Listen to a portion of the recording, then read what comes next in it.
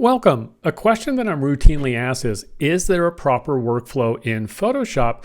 And I would say there is, and there's probably a variety, but let's talk through what I consider a good workflow and one that's easily repeatable. So here I am in my image, and the first thing I like to do, and you can see in my layers to the right, I have my background, is any type of retouching. This image doesn't really need any retouching, but let's say maybe I do want to remove this little cloud here. So I'm just going to go ahead and add an empty layer, and I'm just going to put an R1. Anything that I have R1, R2, I know for me it's retouching.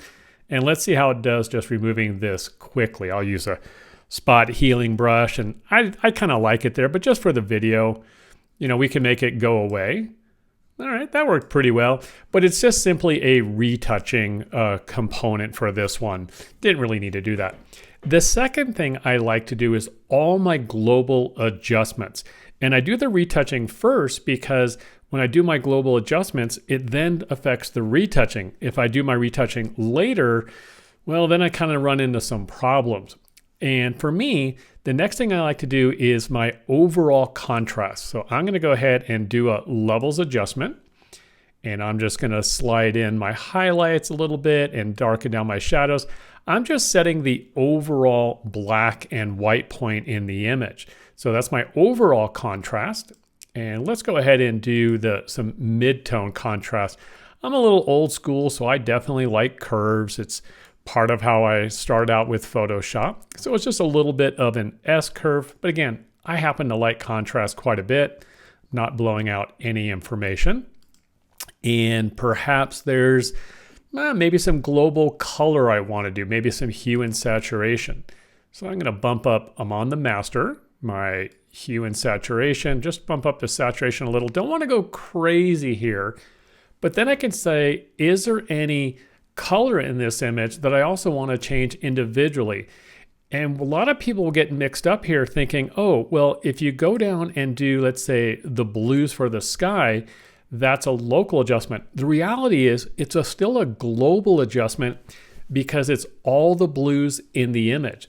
If I was to pick, let's say, well, let's go down to maybe our yellows, because we have some yellow up here and there's clearly some yellow down here.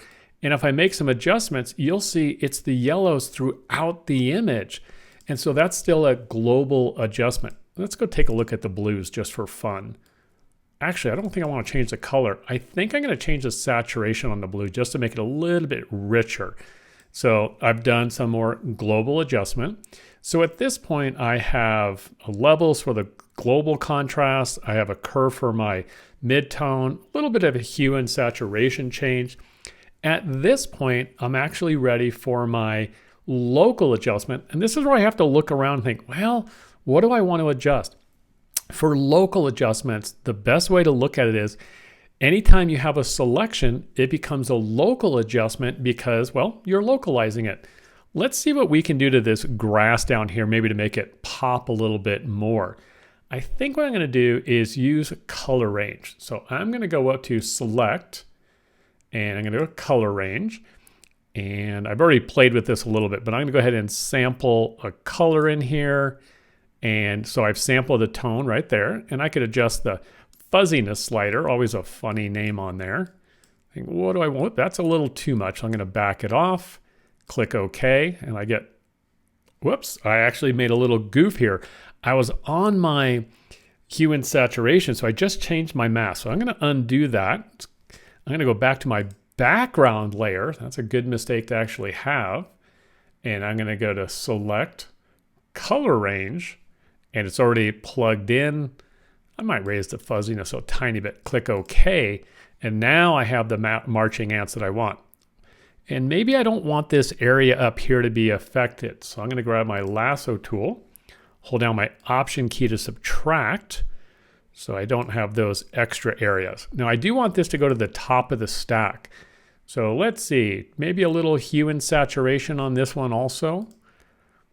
And we lose our marching ants, but we'll definitely see the effect of it. And we can, it's like, wow, could have like a different kind of colored field in there. Maybe just a little change. Saturation, I think I'm good with the saturation with that. But I think I'm going to add some contrast to the area. So here's a great trick. My mouse is over the mask. I'm going to hold down the Command key and click, and it reloaded that as a selection. Let's add a little contrast to that.